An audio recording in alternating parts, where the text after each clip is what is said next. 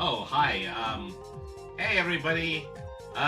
Today is a very special day for the channel, Rainy the RPG Cat, because we have officially launched our very first tabletop RPG manual. Now, I know that, um, it's really kind of been a long time, as that everybody knows I've been developing a, tabletop, app for quite some time now, and I actually have a lot of previous videos that shows some of the work that I was previously doing. A great amount of the work was going on at the same time I was actually running the actual play series, which was One Shots for the Meowing Portal. You can still watch the original VODs on YouTube. Um, but so that went on a just kind of a pretty extended hiatus, and we would like to bring it back sometime. But at least for the time being, you know, um, we were kind of basing what we were making for the tabletop RPG on that show, and we were also basing it on a system that is from a regional tabletop RPG publishing company called Mobius Worlds Publishing. And, well, is that we're still fully dedicated for a long time to publish it along with the engine that was provided to us by Mobius Worlds, but after a while it just kind of became really, really difficult to work with. Probably the primary thing that tried to make me, well, the thing that made me change my mind was that I just started working on it, and then I just came to this pretty stark realization that a lot of the stuff that I was putting in just was too similar to what was already in the creator's manual. So, I just kind of feel as though, well, I'm not really writing at one point. I am just really working very heavily within an already existing game engine. So, this one time I was sitting around and I was thinking about it really hard, but also sometime in the interval, my good buddy, Athena Atlas, that's twitch.tv Athena Atlas, clip incoming, that at one point is that they started actually creating their own tabletop RPG engine, and it was just kind of based on some things that they particularly liked. And so the untold part of that story is that at one point she came into my channel. She was creating an original character for a relaunch of the actual play RPG, and she created this character, and just from the character spawned the entirety of the idea of the engine that she was making. So I just kind of thought that, well, if she could do it, then I could do it. So then started to sit in my thinking chair for a while, and I came up with what is the cornerstone of this idea as the d12 duel, is that get all of your rank points and all of your damage points together in one d12 roll. And so that's okay, that's all. And so the rest, as they say, is history. Well, maybe not history because it's happening today, but yeah, absolutely. So yeah, we're here to celebrate the release of the Creative Commons edition of the D12 Duel. We'll go ahead and we'll go into our video intros, and then we'll go ahead and we'll start to have our little chat about this great new system. Okay, we'll be right back. Oh, you know what? Never mind. Okay, I'm going to talk a little bit longer because I realize at some point, yeah, we actually have to run an ad here. So, yeah, we're running an ad. So, unfortunately, those of you who subscribe to Twitch Turbo, etc., this is your added content. How unfortunate for you. At any rate, there's a couple of, obviously I'm a person who plays a lot of tabletop RPGs. And because I play a lot of tabletop RPGs, I have a tendency to get to chatting about, you know, the way different kinds of systems work and the way that the things that you like and you dislike about them. Other than the idea of the d12 duel, something that was really, really important for me to have is that, you know, I realize my mic is not picking up as well. I need to actually point it a little bit more closely towards me. That's the way that you get that problem solved. Probably one of the things I thought is that a great majority of people who are in the TTRPG hobby already know what tabletop RPG consists of, just what the basic mechanics are and how they work. So one thing I wanted to do is I wanted to create an engine that, you know, spoke to how well tabletop RPGs work. So I also created a system where people can make their own skills from scratch. Is that whatever they could come up with, as long as they still followed some very specific rules. And we're going to go ahead and we're going to be going over that. But as I can see, the ad time is running out, so once again, you know, we're going to go to the other side of the clip. Yeah, we're going to go ahead and we are going to go over to show our introduction. And then afterwards, we'll be back and we will talk about the d12 duel engine on today's channel. Stick around, everybody. The city's bright. Tonight we roll the dice.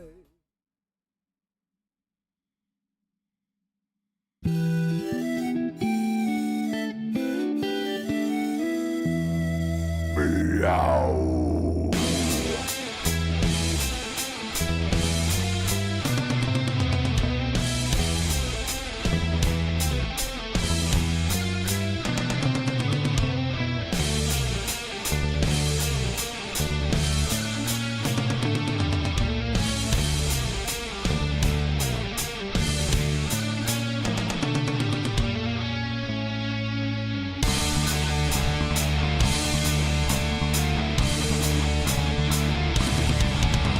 This fearless caddis is the raddest, has skills of the baddest, magic, slinging low status, practically unmatched, runs all of the gamut, in fact, he's a reference games and chatting, bent wizardly hatting, questing, stacking, napping, this cat witty banter, seeking kitty answers, rolls what teach you scamper, tune in, and enjoy the ride, Brady, the RPG cat. Brady, the RPG cat.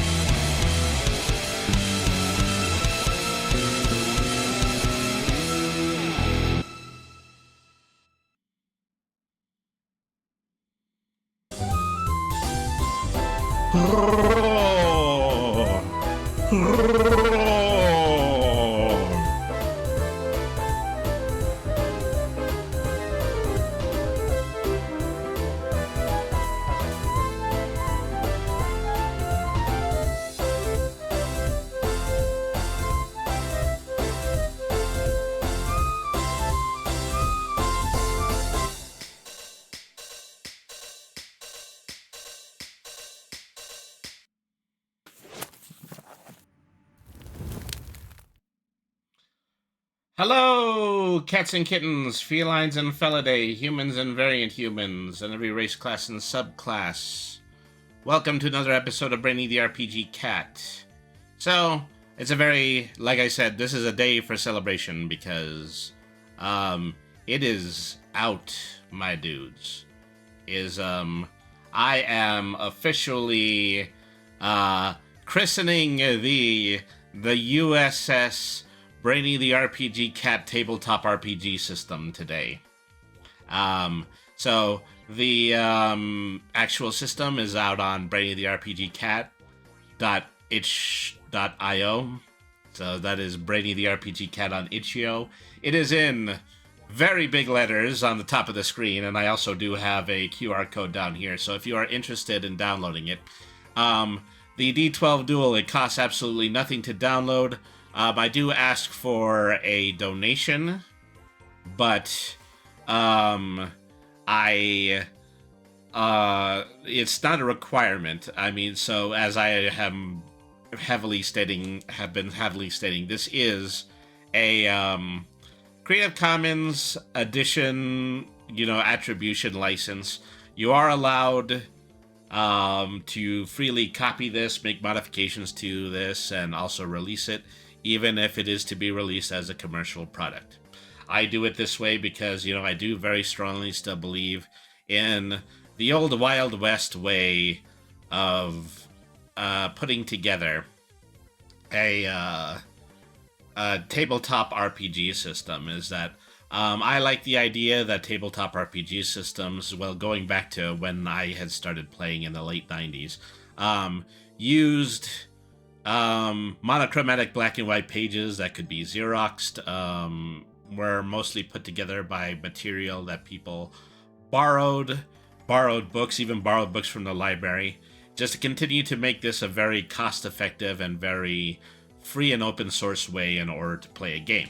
So I adhere very strongly to this, so this is why I am willing to offer all of you the d12 Duel as a Creative Commons license. So this is really just kind of the blur here on the itch.io page, as I'll go ahead and read it for you. Get attack and success damage from just 1d12 roll. Here's how. You choose an attacker and defender, you roll 1d12 for initiative, you roll 1d12 and then determine what level base 4 and what rank base 3 that you have. A d12, it has multiples in both 3 and 2. So we take the multiples of 3 or 2 and then we just put them here in this chart. Is that first thing you have to look out for is you have to look out for the level. The level is anything that you can roll in base 4. Is that level 1 is a roll of 1, 2, and 3. Level 2 is a roll of 4, 5, and 6.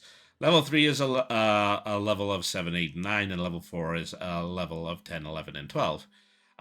Then we check our other number, which is called the rank. The rank is always a number between 1 or 3, no matter what you roll, and so that's what puts the base 3 system into this.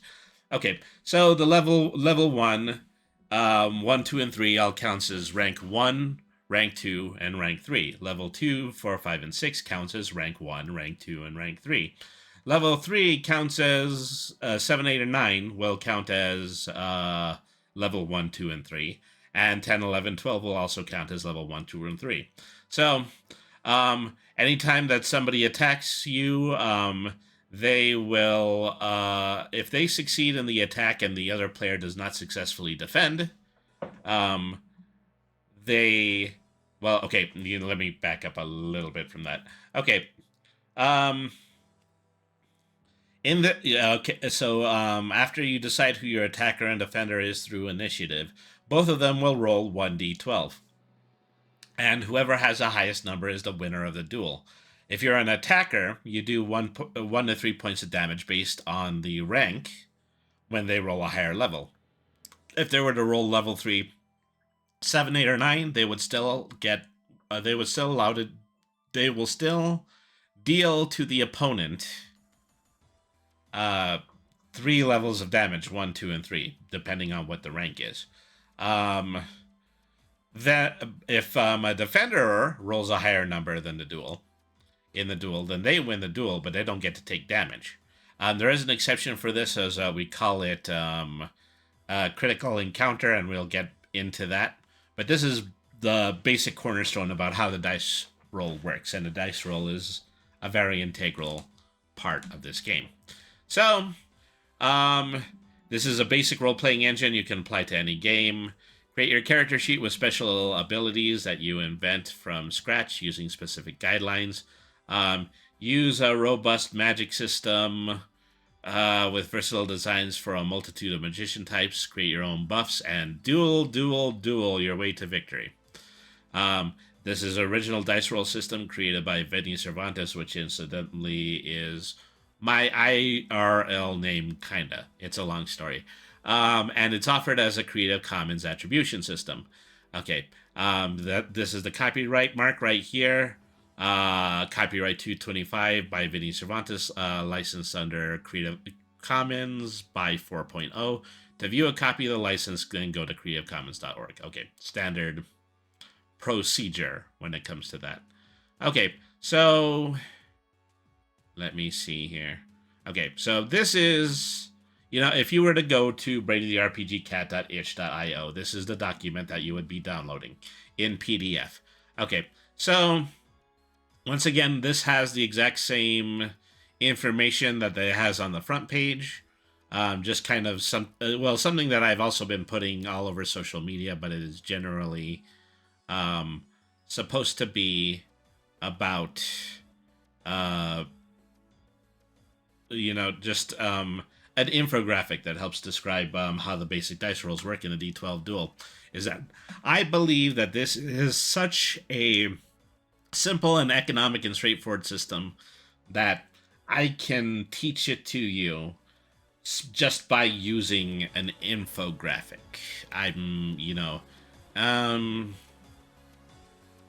That's really as straightforward as I can possibly say it is. That I think that this is so simple, I can use an infographic to teach it to you. And given that I've already given the explanation, I might or might not be wrong on that.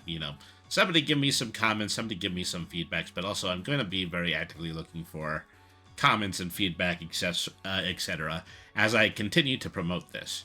All right, so here, table of contents. This is a very straightforward document. This is effectively just made up of everything in the system I want to have out in the Creative Commons. Of course, I'm going to release later books, and some of them are going to have some copyrighted material.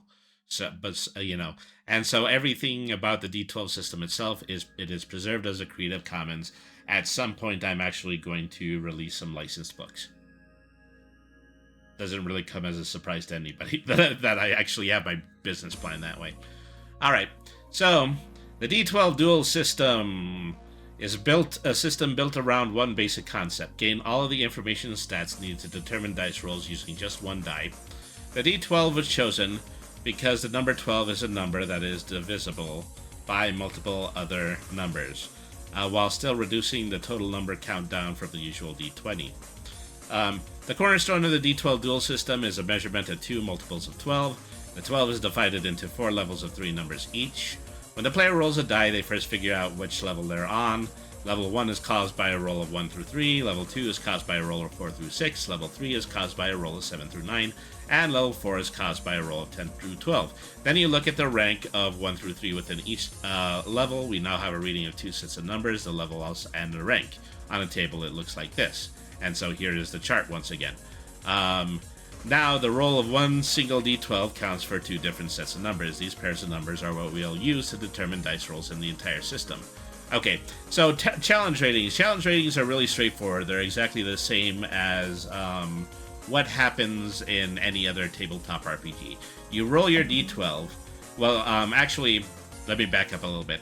In order to win a challenge rating, your GM will set a challenge level of 1 through 10.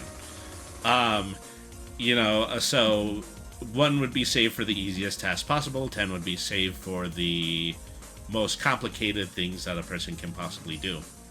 Then you roll your D12, and then if you have a matching number, if you have a higher number, the challenge is a success. Rolling a number above the challenge level will allow the player to ace the roll at the GM's discretion. Not only could they do the task, but they could do it quite easily. Similarly, rolling the number below the challenge level will add to the failure of a task. In challenge ratings, there are no critical successes or critical fails. The roll only determines success or failure, and no incredible benefit or losses caused by extremely high or low rolls. Something that you're probably going to be seeing as a lot as I described the document is you're going to see that I have capped things in a lot of places. Is that I want to make sure that numbers don't get too big or too small because they still have to fit within the range of a D12. Is that hopefully this will be a system where, overclocking the simplicity of the D12 is still something that really works within its favor. Because even in this system, even in a situation where you have modifiers that increase the number of your dice roll, the highest number you can possibly roll is still 12, which means that you would have to roll a 12 in order to block that, but other than that, it would still go through. But there's still a condition that you could potentially lose. and just to try to create the game balance simply by the versatility of rolling a d12 between the numbers of 1 and 12, and making sure that there is always an opportunity, there's a good range of rolling high or rolling low above those situations, the only exceptions being the numbers 1 through 12 themselves. Okay, so mana points. This is my inspiration point system. Like brownie points, inspiration points, or any type of bonus points awarded in other role-playing games, mana points are awarded at any time during gameplay by the GM to players who engage in creative role-playing, coming up with clever solutions to challenge ratings, artfully interacting with NPCs, epically winning duels, etc. Mana points can be spent on a single +1 to any stat for any single roll in the game. 1 mana point can also be spent to re-roll any single dice roll if the outcome isn't to the player's liking, but all these re-rolls have to use the base stat, or the roll that is presented on the character sheet with no additional modifications, including any permanent +1 modifier that is on your character sheet. So, collect and redeem 20 total mana points to level up your character. This is actually the manner that people can level up. You can spend one of your mana points at a time, well, what is effectively one of your inspiration points at a time, to get re-rolls or to get modifiers added to your roll. But the most important thing is that if you collect 20 total points, then you can level up your character. Leveling a character doesn't cause a character to literally go up a level. It allows you to add 1 point to a base stat permanently, or allows you to create one additional special ability or spell to add to your list permanently. Is that if you take 20 total mana points, then afterwards you get to add something to your character sheet, and that is how the level 12 system works. Okay, so the d12 duel. This is called the d12 duel system after all. That means a lot of conflict both in and out of battle is settled with what is called a duel. In a duel, one player matches the base stat, special abilities, or magic skills on their character sheet against one of the base stat, special abilities, or magic spells on the other player's character sheet. These skills do not add any additional numbers to the roll unless a +1 or a +2 to a roll is specified on their character sheet, or a single mana point is spent.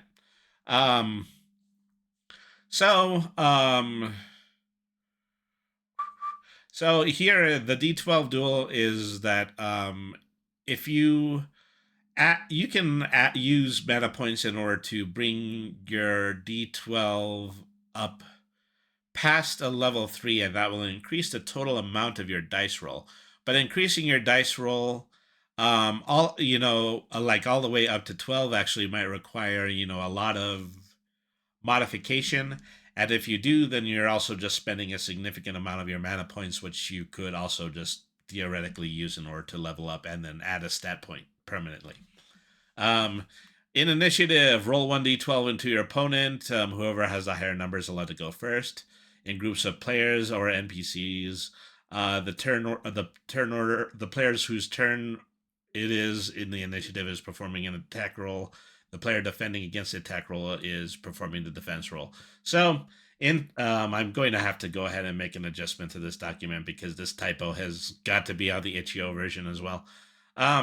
But to basically explain that is that initiative is rolled with a 12, no modifiers. Whoever lands in the initiative order, the people with the highest number go first, the people in the lowest number go last. And so that's pretty standard when it comes to tabletop RPGs. Okay, so attack and defense. Both players will roll 1d12 against each other. 2 stats based on the dice roll is measured. The first is a success level from 1 to 4. Note that each of the 4 levels has a rank of 1 to 3 within them, where a player can score up to 2 points above the opponent. When the attack and defense rolls are determined, both players look up the level they roll and count any additional numbers they might have scored between 1 or 3 within that level. That number will determine how many HP points up to 3 the opponent will lose. Excuse me just a second.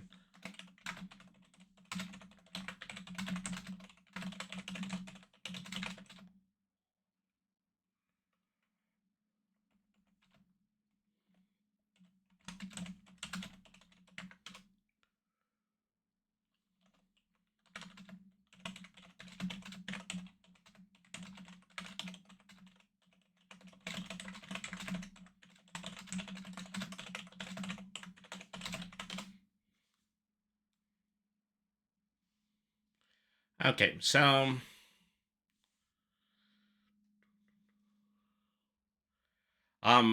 so here's some examples. Sorry about the interruption, folks, but okay. So here are the examples. In a duel where the attack roll is a 7, level 3, rank 1, against a defense roll of 1, which is level 1, rank 1, then the attacker would win the duel and the defender would lose 1 hit point. But if that's the other way around, if the attack roll is a 1 and level 1, rank 1, against a defense roll of 7, level 3, rank 1, the defender would win the duel and no damage is dealt. So this is a scenario where both of these players landed on their first 1 to 3 number rank in their respective levels. 1 is the rank of 1 for a level 1 roll, while 7 is the rank of 1 in a level 3 roll. If the attacker succeeds in rolling a higher number than that 1 or 3 rank, then up to 2 more additional hit points can be dealt.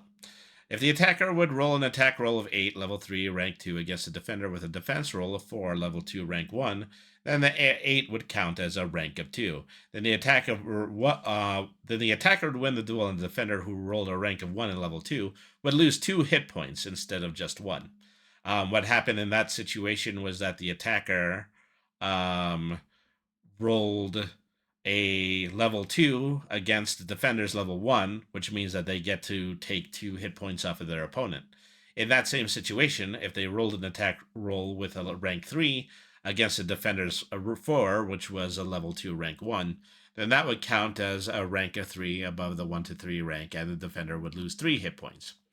Ties are just ties. When two players roll the exact same number, it's a tie. The turn resolves with no damage dealt and no resolution.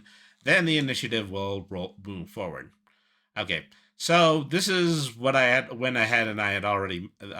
mentioned before. This is called the level 1 versus level 4 counter in critical. This is where people are allowed to get critical hits. Shoot, what happened to my music? Let's keep that rolling. Okay, the level 1 versus level 4 counter in critical.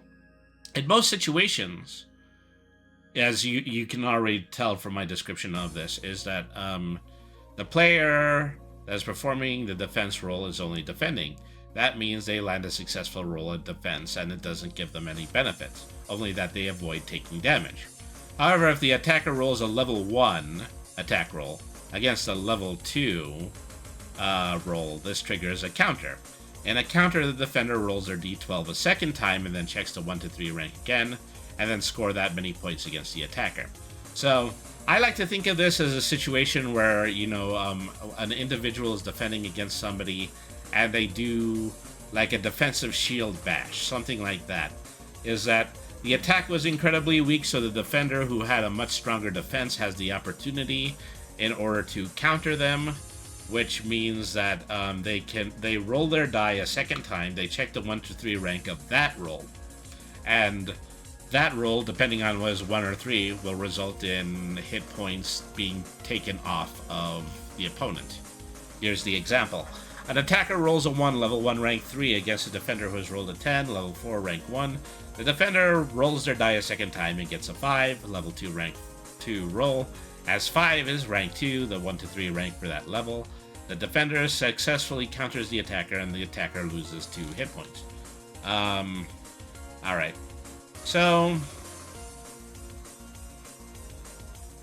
however, in the event that a level 1 versus level 4 attack happens for an attacker, then we get a critical.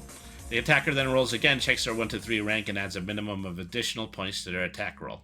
In this example, an attacker rolls an 11, level 4, rank 2, against a defense roll of 3, level 1, rank 3.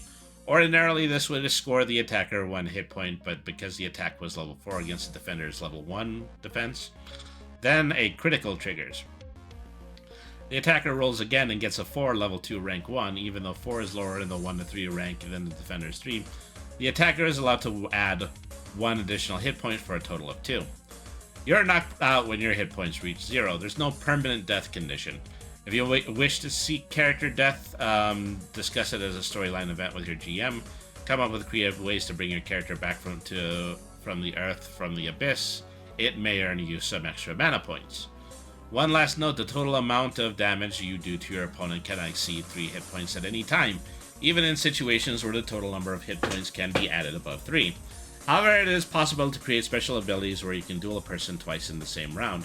Those two duels do not have their two results added together, meaning they do 1 to 3 damage on 2 separate attacks. Okay, creating a character, standard character sheet. As you, if you wanted to roll stats, I recommend that you roll 1d12 7 times and then drop the lowest number. Or use a standard array, which is a 10, a 9, a 6, a 4, and a 4. You need 6 standard, you need to fill up 6 base stats.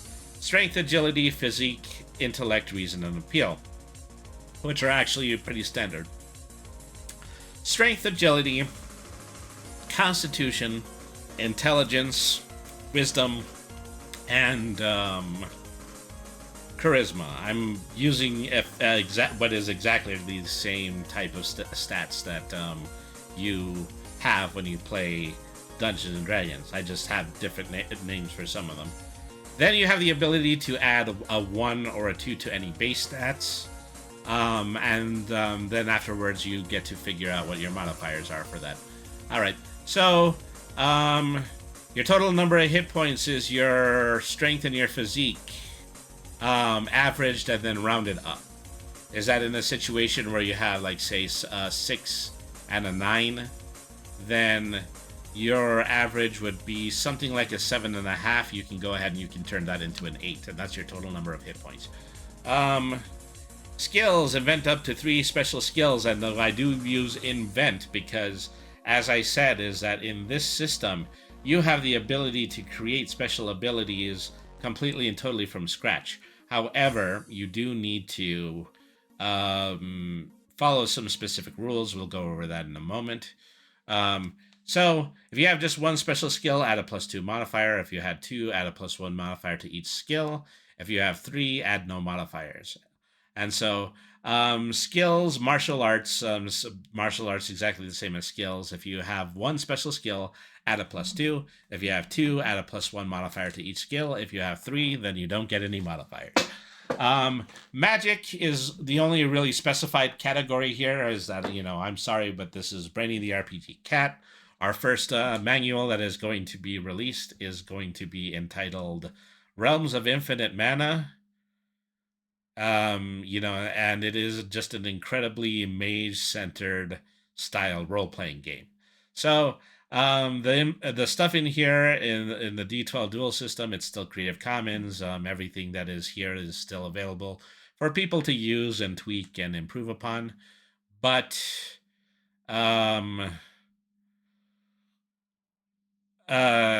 just know is that a significant amount of this system was made for Magic, and therefore a significant amount of the explanations that we're going to be doing are going to surround Magic. And also, my music stopped again. Okay, what is it going to take in order to get, get my Poly B playlist permanently percolating during this stream? All right, so anyways,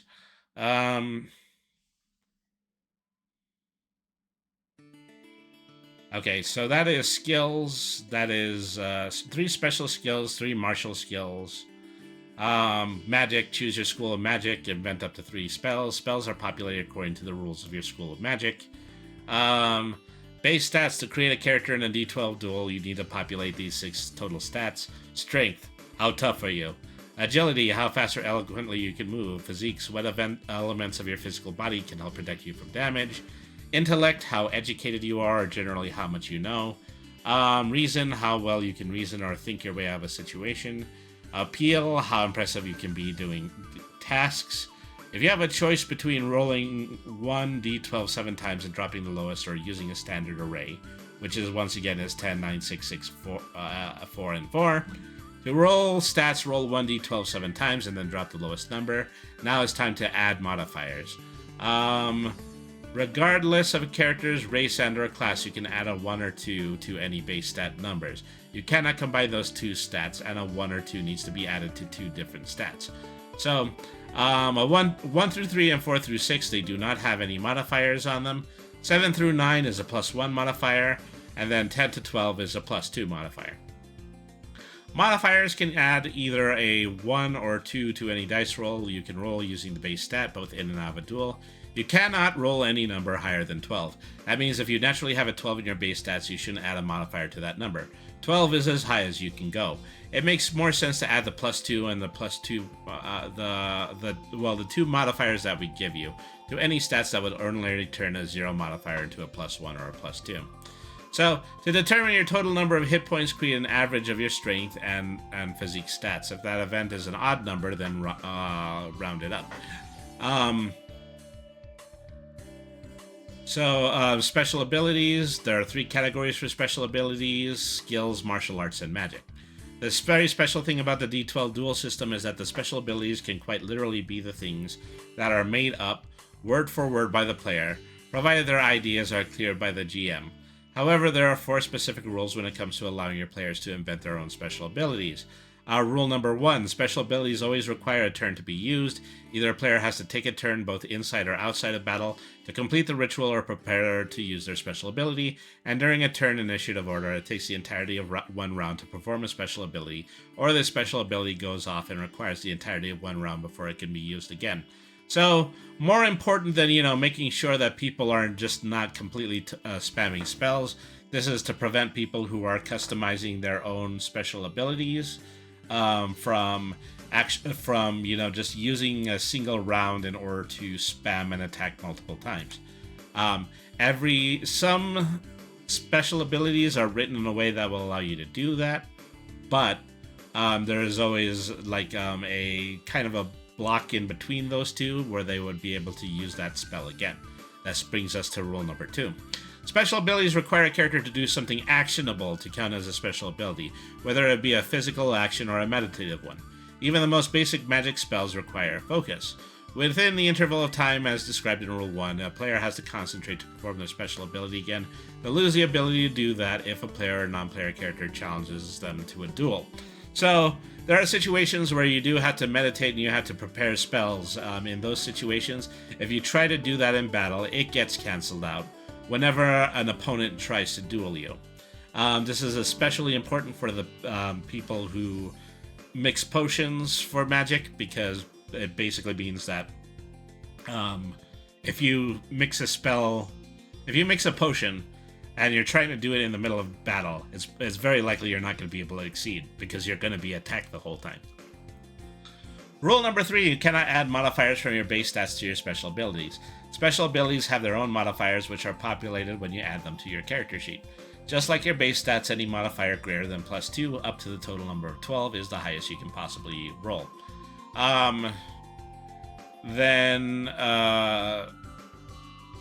Rule 4, you need to add a dual condition to your player special abilities. Use these to describe how other player characters and NPCs can interact with your character to nullify or contradict a special ability by challenging them to a duel. It is important that in every single one of these situations, when you have skills, your skills have a modifier. And that modifier actually needs to be written into somewhere within your description to make sure that other players understand that modifier and can work within that advantage modifier whenever they challenge you to a duel. You can duel anything with anything else in this system, is that you can duel magic and non-magic, and if the other player wins the duel, then they can still can come up with a creative way in order to deal with your magic spell in a non-magic way. So there are no limitations when it comes to using one particular skill type over another. You just simply have to be creative in the reasons why you were able to block a whole fireball with a shield. You have to come up with an explanation for that. And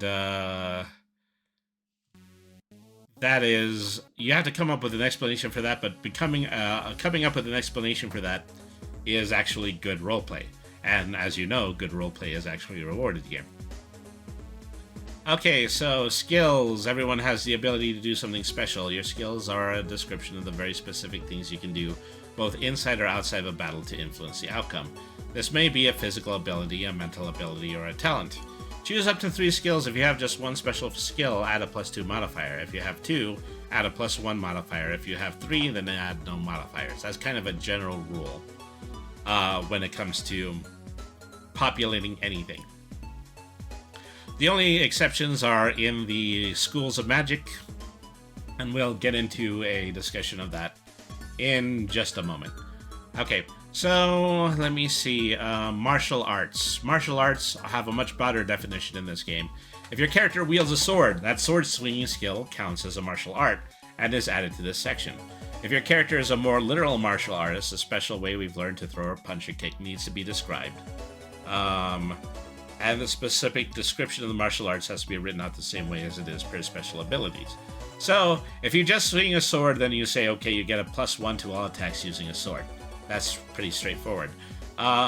If you swing a sword in a martial artist sort of way, then if you do like a flurry of multiple sword swipe attacks, then you actually have to describe how that ability works.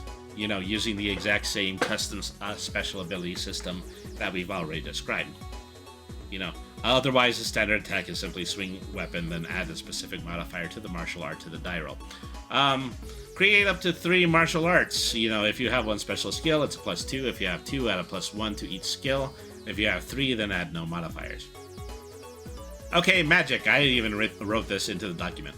Bear with me on this one. The system the d12 Duel was invented for was deeply centered on having characters who wield magic. Therefore, magic use is the broadest category in the system.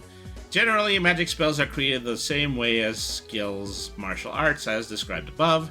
The spell has to be described with a short description that follows the main 4 rules of creating a special ability.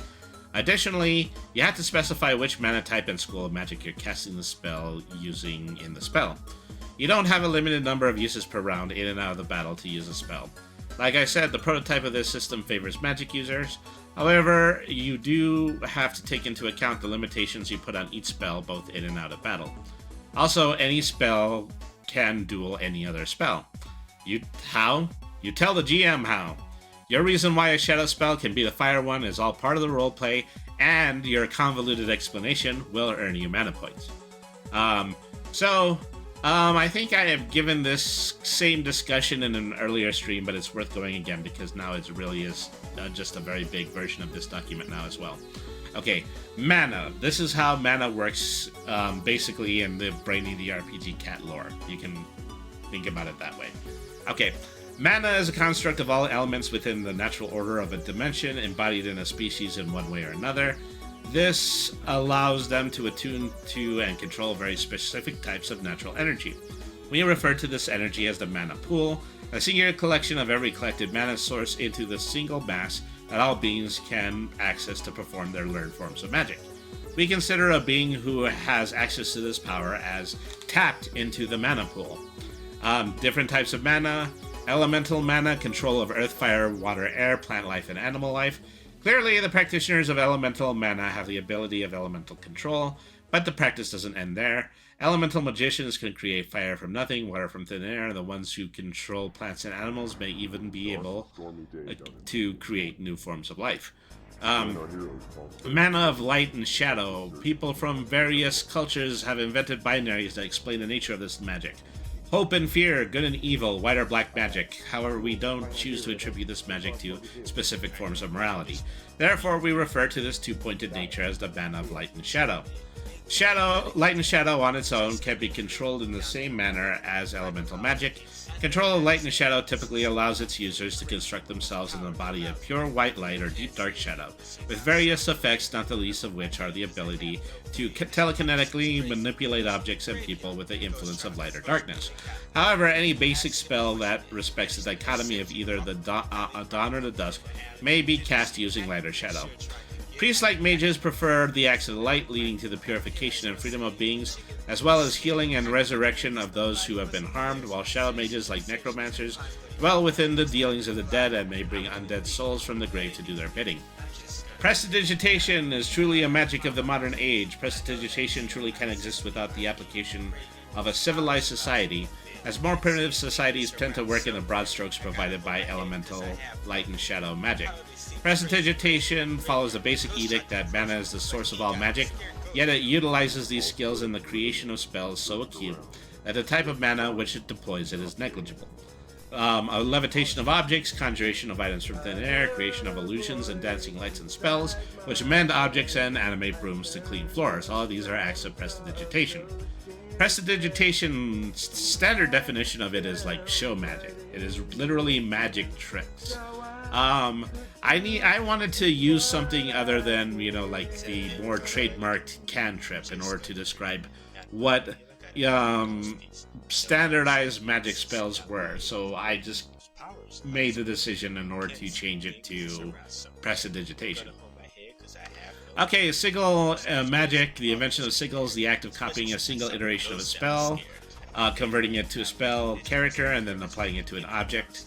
A seemingly infinite number of sigils have been placed on sheets of parchment over the years. In addition to that, sigils, which improve the power of certain items, have been crafted onto weapons, shields, ships, and other objects in order to imbue them with magical strength and properties, including individuals who have tattooed, scarred, and etched magic sigils into their bodies. A spell cast with sigil magic still maintains the mana type it had when it was originally cast. When a sigil is cast, a single written spell such as a fireball can be brought forth, but as this magic is not cast by an intelligent living being, there can be no variance as to how this spell reaches its final form.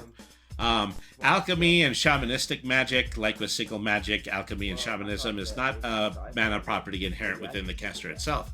Instead, alchemists and shamans operate as a profession, cataloging a potentially endless list of various potions, medicines, and consumables made of mana-saturated ingredients. Most alchemy and shaman spells require the ingestion of a single-use item, most often a potion or a medicine, that activates inside the body and allows the use of a specific magic for a short period of time. Like with sigil magic, the potion still has the property of the mana type it had when it was originally created. Okay, what kinds of mages are you? Okay, non-mages, if you wield no magic power at all, specify that. You'll be able to add one more skill to your skill at martial arts sections, up to 4. But once again, is that if you have more than 3 skills or martial arts in those sections, then you still won't get any modifiers. So you have a choice of either having 3 or 4 extra skills if you're a non-magic user. I would say take advantage of it in one of the 2 categories. Either put it in skills or put it in martial arts. One or the other. And then you can have one set of skills that does have modifiers on it, and then another set of skills that does not have modifiers on it. That's the way that I would do that if I was building your character sheet. Okay, sorcerers, the most basic types of mages. They have magic in their blood and can cast spells like their bodily function, but they only wield one type of mana. Skilled sorcerers become very skilled at their one mana type. Choose one type of mana, create 3 spells, and then all 3 of those spells create a +2 modifier on their dice rolls. See, I had told you it was important that the only special conditions have to do with various schools of magic. That is because if you're a sorcerer and you use 3 spells, you still happen to use those spells in a really powerful way. So you get a +2 modifier for each one of them. Warlocks were put on this earth at the blessing of a god or another specific mystic creature. Their magic is limited to what their magical patron can wield, which is often limited to just 2 forms of mana. If a warlock is a single magic user like a sorcerer, their 3 spells get a +2, but if they use 2 forms of magic, then each of their 3 spells, or in both forms of magic, get a +1 modifier. Once again, they always do receive a modifier. It's either just a +2 or +1, depending on whether or not they use 1 or 2 different forms of mana. Priests, bards, and paladins, they're all the same category in my game, personally. Practitioners of holy magic, whether said magic comes from a specific god or their own innate attachment to what is divine, even if that's their own singing or performing ability.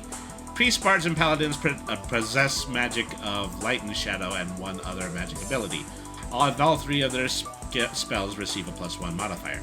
The spell of healing, which rolls 1 die, counts as your rank 1 to 3 and heal that many hit points to yourself or to a friendly character, can be added as a force spell bonus, but since this spell doesn't require you to duel, it doesn't have a modifier. Witches. Okay, I can never emphasize this hard enough. If there is a difference between a witch and a wizard, it has nothing to do with gender. While wizards are known for being career scholars, witches are equally intelligent but known for merely occupying small areas like villages and using their magic for the good of those who live there. Witches can create 3 spells of any mana type that have no modifiers. They can also add alchemy and shamanism as a bonus for skill with no modifier and create potions on the list created by a DM outside of battle. Wizards, the fraternity that I tend to belong to. Wizards appear to know all, arrive precisely when they intend to, and appear enigmatically to help adventurers out of jams.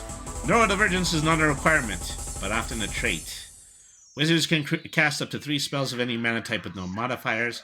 If there exists written magic, such as a magic sigil, scroll, or spellbook within a roleplay environment, a wizard will roll a d12 as a skill roll to determine whether or not they can understand the spell, and then trigger or disarm it. Wizards can also specify whether they can create sigils, where they can roll against a challenge level posed by the GM to create a sigil that allows them to copy a known spell onto a player or an object, which can now be cast with no modifier. Alchemist and Shaman, 2 sides of the same coin. When it comes to creators of items with magical properties, Alchemists create potions out of mana-laden components with magical properties. Shaman create medicines, panacea, also out of mana-laden components with magical properties. Specify whether you're an alchemist or a shaman as a skill in your skill list. If this is your only skill, you gain a +2 modifier. Otherwise, you still have to share modifier points with other special abilities. Pick up to 3 potions in your potions list to prepare in a roleplay of battle. The GM has to determine whether if you have time to create 3 potions, depending on where you are during roleplay. Okay, Jinn. Okay, I do have a special category for genies. This is really just kind of a concept of a genie that I wanted to write in fiction at some point. But at this point, I am really just a little bit more dedicated in doing gaming stuff. So this is my special take on a mage who has the abilities of a genie. Okay, their abilities are rather overstated in myth. The Jinn are simply altruistic priest-like mages with the divine trait to use magic for the benefit of others and live in lamps and bottles to live a life refraining from material wealth. Also, twisting a wish is less innate, as much as it is a Jinn pushing a master for having an evil intent. Choose 3 spells of any mana type with no modifier, unless they're only using prestidigitation, light, or shadow magic, only one or the other, then they gain a +1. Is that Genie either wields light or dark magic and then one other type of magic. And also if that second type of magic is only prestidigitation, then I'll let you have the +1 too. Why not? In and out of battle, if a friendly character wishes for a Jinn to use a spell, they can use it as a +2 modifier, but in battle, the wish prevents the player who made it from acting that turn. Sigil casters, mages who cast using sigils, either part of a magical item or embodied on their body as a tattoo, a scar, or an etching. Artificially created beings like golems and automatons are often sigil casters, as they are a whole new species of beings that enter the world created by human hands and have yet to be tapped into the natural flow of the mana pool. Sigil casters can have an unlimited amount of spells, depending on where they can be found in roleplay. These spells are added to a player with the aid of an intelligent spellcaster, such as a witch or a wizard, but cannot be learned by the caster themselves. All of these spells are also cast with no modifier. Special items work outside the character creation requirements. You can create a special item, but the use of it has to be approved by the DM. Special items have the ability to add a modifier or dice rolls, but not base stats, and can cause special effects in and out of battles. Sometimes skills and magic spells require you to be holding a special item in order to use those skills or spells, and an opponent can duel to remove that special item from you with the player in defense. Either base stat modifiers such as strength or the special ability modifiers that apply to that special item can be used by the player to defend against the removal of the item. Example special items, your equipped melee weapon. In order to have your +1 modifier to attack, you need to have your sword, rapier, club, mace, axe in your special item section. Weapons have at least a +1 modifier to attack your opponent. Opponents can duel against your strength to try to pull your weapon out of your hand, at which you lose the minimum +1 modifier, and then have to duel your opponents with your bare hands, which results in no modifier. Throwing weapons! Knives, shuriken darts, arrows, or other projectile weapons can be thrown outside of battle to start an initiative, and also start a duel with the person that you threw. If the thrower wins a duel, they do the rank damage up to 1 to 3 points of damage to the other player, and then get put first initiative themselves. Torches and lanterns are most often used outside of roleplay to see in the dark, but they also contain oil and can be used to light an object on fire. Anyone interacting with fire take their rank damage as long as they're still in the same area as the fire. Foot traps, bear traps, snare traps, and the like. Arm one before battle or in stealth during battle. When an opponent attacks you and one is active, they trip it and they have to duel you, defending using their agility, or have the trap go off and do rank damage on them.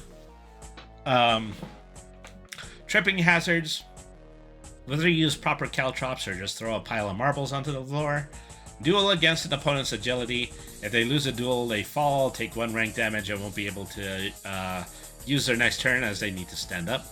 Items of conjuration is usually an item such as a bag, a hat, or a pocket that uses prestidigitation to pull out any small inanimate object. Only one item can be conjured at a time, with the older item disappearing as soon as the new one is conjured. Item of divination, tarot cards, divining rods, crystal balls, or any other item used to create prophecies. Magic users who use divinations can tell a fortune that is written down by a GM as an event that must happen later during the overall roleplay session. Also, 2 divinators can duel each other, with the winner having the loser's prophecy countered or completely erased. So, fortune telling is effectively like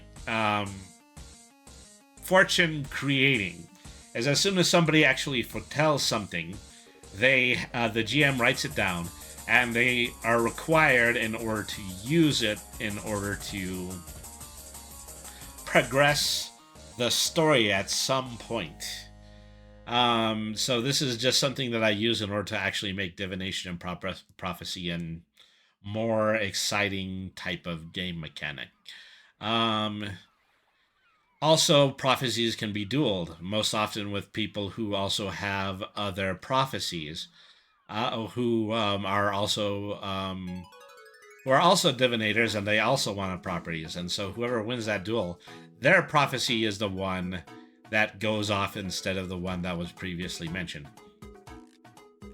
Okay, single spell items, anything with the properties of a spell on the object instead of the caster, such as a cloak of invisibility.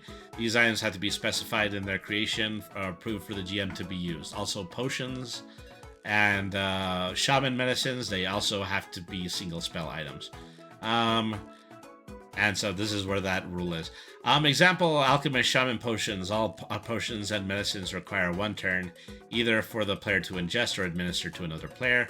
Once a potion or medicine is ingested, it is removed from the character sheet until the shaman or alchemist can roleplay the creation of another potion outside of battle.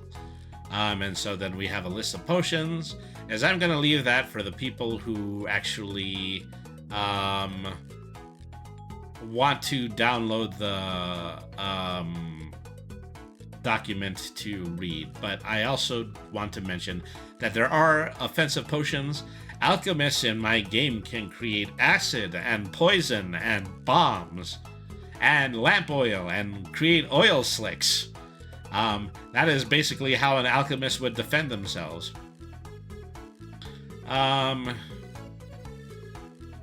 NPCs and minions. Creating an NPC requires that you create a character sheet for the NPC.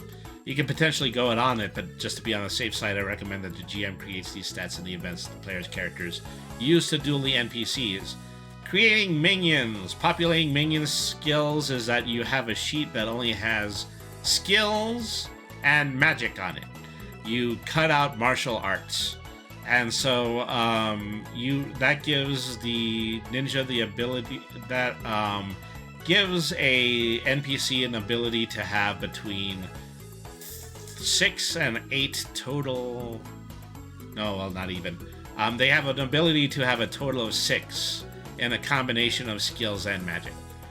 They also don't have base stats above 6, because we know that in this system, a base stat of 7 and upward will give you either a +1 or +2 modifier, and we don't want minions to have modifiers. So basically this is just filled up to just give you a basic idea of how to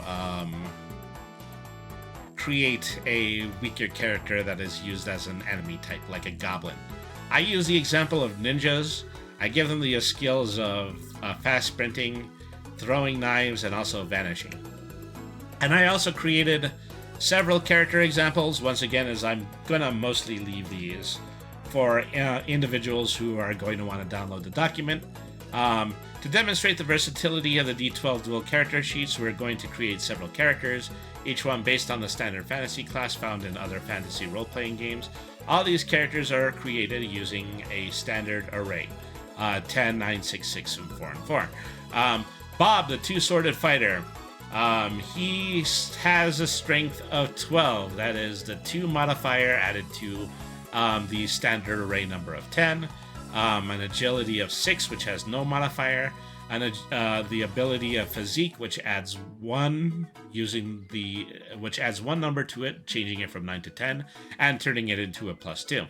Then intellect, reason, and appeal are all non-modifiers. The total hit points that they have is an 11. That's an average of 12 and 10.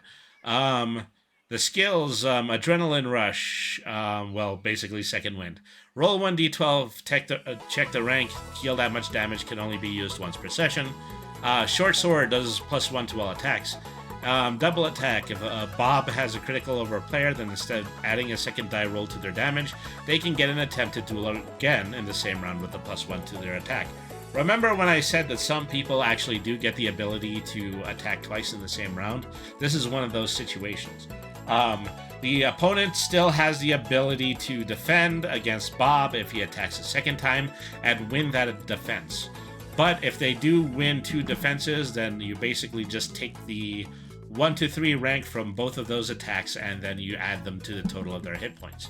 You know, it makes a double attacking fighter actually pretty strong. Bob also has a riposte. Add a +1 to the dice roll of any counter level 4 versus level 1. And a defensive bash. If Bob defends an attack successfully, he can roll 1d12 and then check the range. He deals 1 to 3 points of damage to the attacking player. This can only be used once per session. And so I believe that, this is the final section, is that skip over a good amount of the other ones that are here in order to provide examples of how to create characters.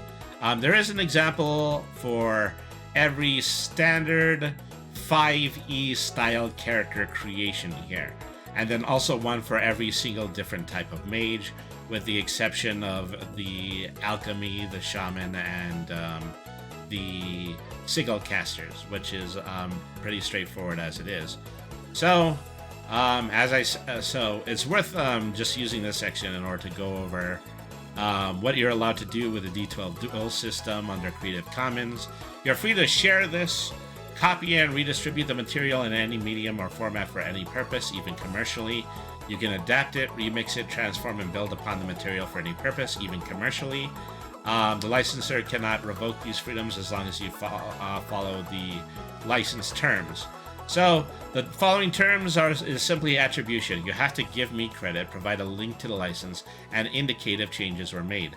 You may do so in any reasonable manner, but not in any way that suggests the licensor endorses you or your use.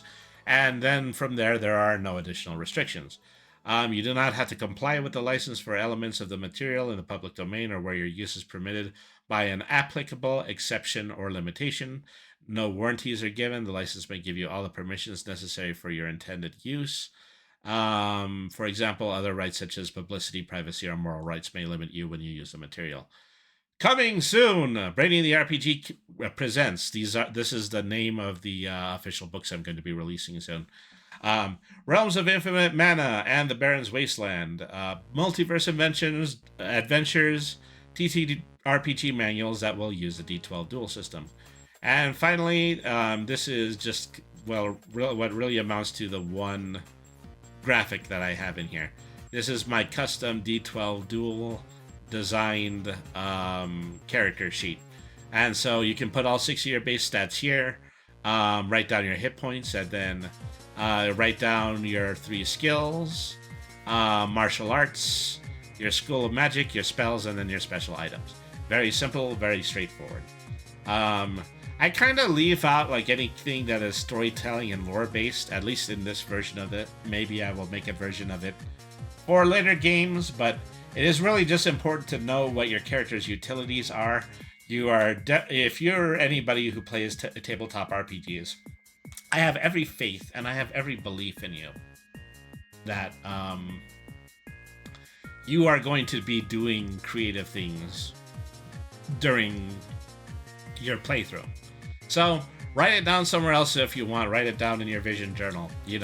Talk to the GM about what you specifically want to happen in the game, and be creative, because creativity is the best thing about a tabletop RPG. It is your own adventure, and that's all I gotta say about that. Yeah. Okay. So thank you everybody for tuning in. This was a bit of an abridged show. I was hoping for another couple of things to have gone off, but we can always do more. Is that I am planning on speaking a lot about this as I continue to open this game up to beta testing.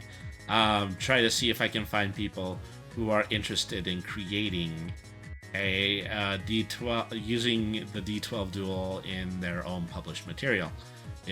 We just have to figure out who those people might potentially be. I'm looking forward to it. I mean, the main reason that I wanted to release this as a Creative Commons is because I eventually did want people to build on it. Is that I'm going to be leaving the itch.io page to include things like forums and materials so that people can possibly improve upon it, and then let me know about the improvements so that I can improve the doc and just continue to build this into one of the better general tabletop dice engines. That's what I would hope is going to happen. Well, the onus is on me to do the work. Is that pretty soon I'm going to be adding a section specifically to Discord, and so that people can make contributions, just any forum that I might have. If people want to leave me things on my Blue Sky page, just anything after they've given this thing a whirl will help me to improve the overall product. And then eventually I'm also just going to publish my first book, Realms of Infinite Mana. That's coming soon. It is going to be a book that has, just an enormous amount of the Brady lore that was created in the original actual play RPG shows, and then we are going to take that, we are going to add the D12 duel system to it. People are going to have the ability to create crazy amounts of magic in the system. It's going to be great. I'm looking forward to it. Okay, well, I've actually been on the Purple site for a pretty long time now, so I am going to go ahead. I'm going to pick out somebody to raid. I think I would like to go over to I have two really good friends on right now. I'm just trying to decide between the two of them. I think we tend to go to Space Pirate K a lot. We're going to go over to Cassifel. Cassifel, of course, is a streamer who is just a great disaster of a being, but still really fun and chaotic to hang out with. Right now, she seems to be in the middle of playing Dune Awakening, so we're going to go ahead and we are going to say hello to her. Alright, folks, so go ahead, join me in giving my raid message, Brainy Raid, roll initiative. Alright, so thank you everybody for tuning in, is that I'm more than likely going to be here tomorrow evening, starting at 7:30 p.m. Mountain Time, and I'm going to be playing a game. It's been a while since we played